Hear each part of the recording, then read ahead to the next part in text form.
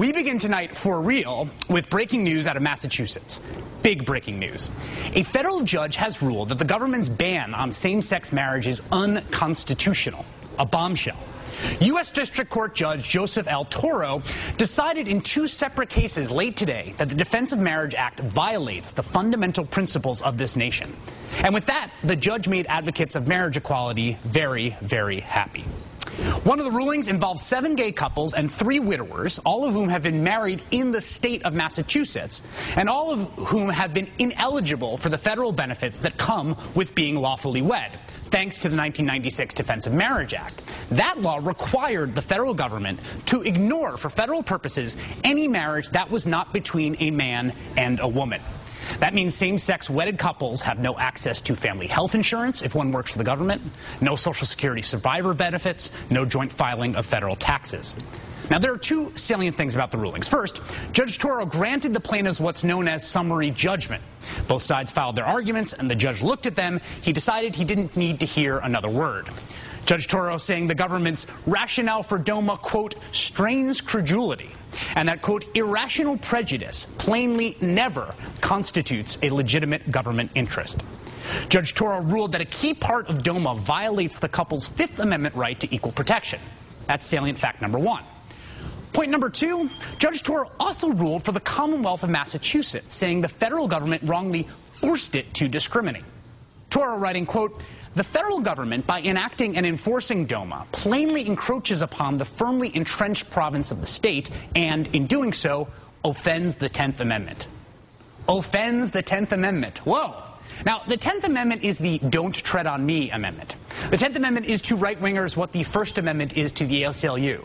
The 10th Amendment, that's the one conservatives are using to try to repeal health reform.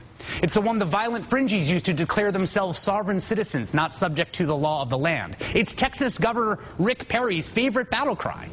And now, today, the 10th Amendment means gay couples are one step closer to being treated equally in this country.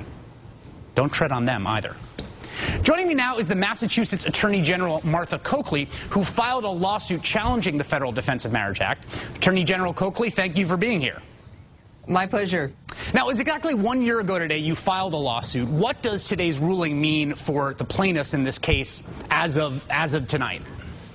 Well, for the plaintiffs and for Massachusetts, it means that everybody in Massachusetts who's married will be treated the same. That was our argument, of course, on behalf of the Commonwealth, that we didn't want to have to keep 2 sets of books and discriminate against our citizens who, under Massachusetts law, have not that restrictive definition of marriage, but a marriage that says by our Supreme Court since 2004 that same-sex marriage is allowed in Massachusetts. In fact, it's required under our own Constitution, also written by John Adams. And so we're delighted with this ruling because it means now that there's a lot of things we don't have to do. We don't have to keep a separate set of books for federal benefits that come in through the state. And that includes everything from Social Security to medical benefits. Veterans can be treated the same way. And, of course, for the plaintiffs in the suit, it means that they will be treated now as our opposite-sex couples are in Massachusetts. Yeah, well, you just mentioned this. Talk a little bit more about what the sort of the kind of entire category of those benefits are. I mean, I think that it's easy to lose sight of just the amount of benefits that accrue to married couples. What are we looking at in terms of what that category of things are?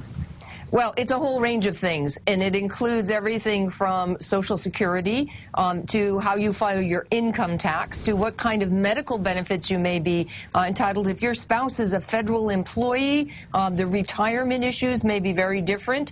And so there's over 1,100 different benefits, ways in which federal law would treat somebody differently here in Massachusetts. And frankly, it is difficult for Massachusetts. It's a burden on Massachusetts to try and keep those 2 sets of books, because for some purposes you're married under our law, other purposes you're not married under the federal law. Judge Toro's decision changed that today. So this is a decision in federal district court.